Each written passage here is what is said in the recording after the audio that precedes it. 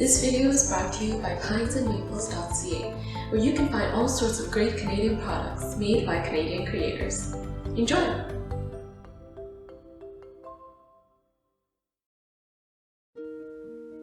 On July 1st, the fur brigade with which Kane had travelled across the continent embarked on its return trip to York Factor. Kane joined the so-called York Factory Express and rode with its members in their boats up the Columbia River. On the second day of their journey, the Onga Jays were each allotted 1 pint of rum. That night, the crew members swapped tales, competed with each other in athletic contests, and engaged in wrestling matches and fistfights. The next day, Kane wrote, the men were stupid from the effects of drink, but quite good-tempered and obedient. In fact, the fights of the previous evening seemed to be a sort of final settlement of all old grudges and disputes. After several days of paddling, tracking, poling, and portaging, the party came upon a Flathead Indian burial ground. The Flathead tribe, like many of the Indian nations of the Pacific Northwest, flattened the heads of their babies by binding boards to their foreheads shortly after birth. The skulls of children who underwent this procedure gradually became conical. Hoping to procure such a skull, Kane snuck into the cemetery without attracting the attention of any local Indians or his fellow voyageurs, and pulled off a successful grave robbing, secreting a flathead skull amongst his baggage. The following day, a pair of Hawaiian HBC employees deserted the train, each carrying 10 pounds sterling. Indian scouts followed their trail, captured them, and brought them back to the main party. As punishment, the most powerful of voyageurs repeatedly knocked them down and kicked them. The company continued upriver, often hiring local Indians to assist in portaging their boats and goods around rapids and waterfalls. When they reached a peculiar pair of mountains called the Chimney Rocks, referred to today as the Twin Sisters, Kane stopped to make a sketch of the strange landmark.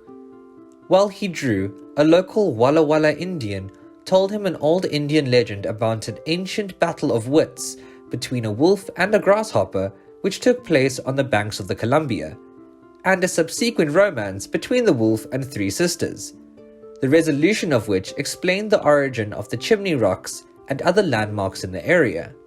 The brigade continued up the Columbia, leaving the forest for a dry, sandy desert, and arrived at Fort Walla Walla on July 12th. There, Kane hired a half-breed guide, purchased 3 horses, and rode up the Snake River, a tributary of the Columbia which he called the Nez Perce.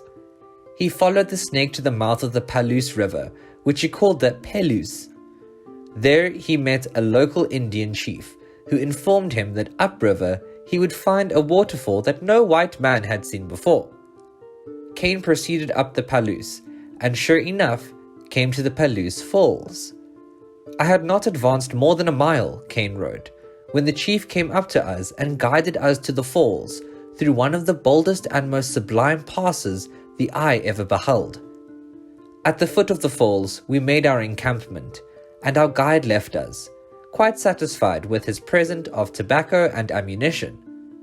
The water falls in one perpendicular sheet of about 600 feet in height, from between rocks of greyish-yellow colour, which rise to about 400 feet above the summit of the fall.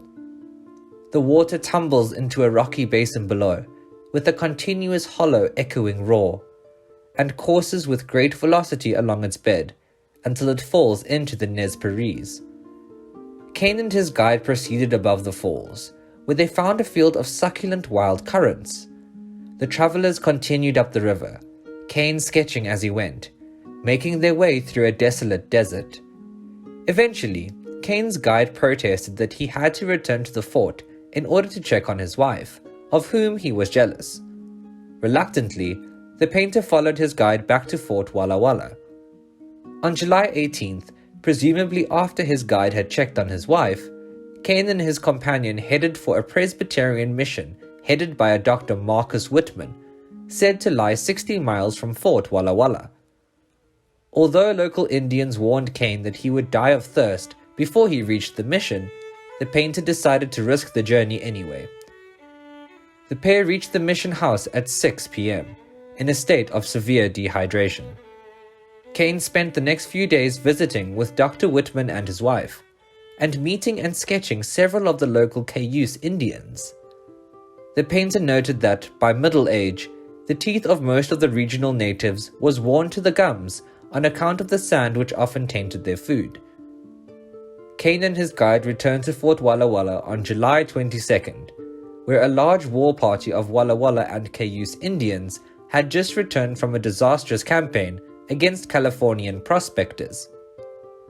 Fearing that the warriors might gratify their frustration by killing him, the painter remained in the fort for a week and a half.